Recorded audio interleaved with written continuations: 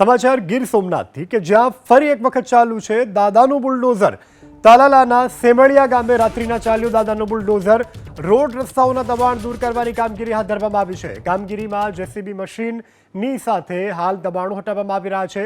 Talala મામલતદારની team પણ હાલ સેમળિયા આવી પહોંચી છે।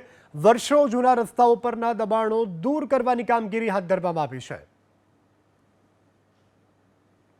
તાલાલા તાલુકાના સેમળિયા ગામે ગ્રામજનોની રજૂઆત આવતા જે રોડ હતો તે અંદાજે 7 થી 8 ફૂટ જેટલો જ હતો અને બંને બાજુ સાઈડમાં ઝાડી ઝાકરા અને અડચણરૂપ વનસ્પતિઓ દૂર કરી આ રોડ અંદાજિત 12 ફૂટ જેટલો પહોળો કરવામાં આવેલ છે। આ કામગીરીમાં માનનીય કલેક્ટર સાહેબ શ્રી ગીર સોમનાથ તેમજ નિવાસી અધિક કલેક્ટર સાહેબ શ્રી ગીર સોમનાથના માર્ગદર્શન તળે આ કામગીરી હાથ ધરવામાં આવેલ છે।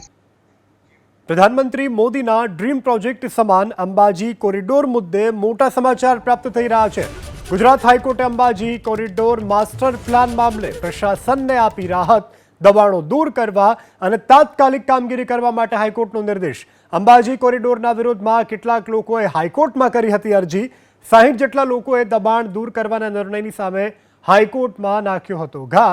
હાઈકોર્ટે કોઈ પણ પ્રકારની રાહત આપવાથી ઇનકાર કર્યો છે। 19 માર્ચના હાથ ધરાશે હવે આ અંગે વધુ સુનાવણી। હાઈકોર્ટના આદેશ બાદ અંબાજી પ્રશાસન એક્શનમાં આવ્યું છે। શક્તિ કોરિડોર પ્રોજેક્ટની વચ્ચે આવતી મિલકતો તોડવાની કાર્યવાહી શરૂ કરાઈ છે। 200થી પણ વધુ પોલીસના ચુસ્ત બંદોબસ્તની સાથે ડિમોલેશન હાથ ધરાયું છે। હવે હોલિડે હોમ પાછળથી રબારીવાસ સુધીના 89 કાચા પક્કા મકાનો દૂર કરવામાં આવશે। ડિમોલેશન પહેલા તમામ ઘરોમાં વીજ કનેક્શન કાપી નાખવામાં આવ્યા છે। તો હાઈકોર્ટે આ અંગે ડિમોલેશનનો જે પ્રશાસન દ્વારા કાર્યવાહી કરવામાં આવતી હતી તેના તરફેણમાં ચુકાદો આપ્યો છે।